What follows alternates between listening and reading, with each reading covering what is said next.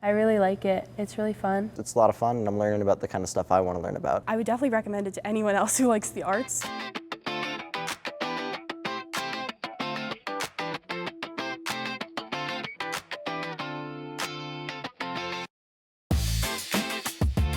Crossfade is an opportunity for students to engage at Lakehead University with our faculty, exploring their pathway into media studies, perhaps at Lakehead, in their lives and future careers.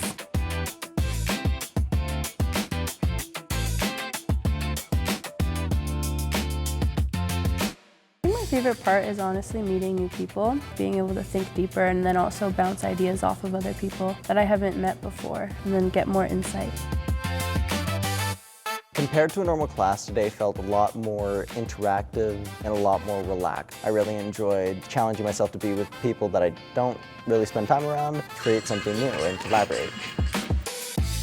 It felt really different because it was a lot more hands-on than a lot of other classes are. You learn it and then you get to actually try it out yourself, so I really enjoyed that part of it. I'm trying to craft scenarios where students need to reach outside of their own skill set and create something that's bigger than themselves. If you can start to love collaboration, then that's really also going to set you up big time for this path.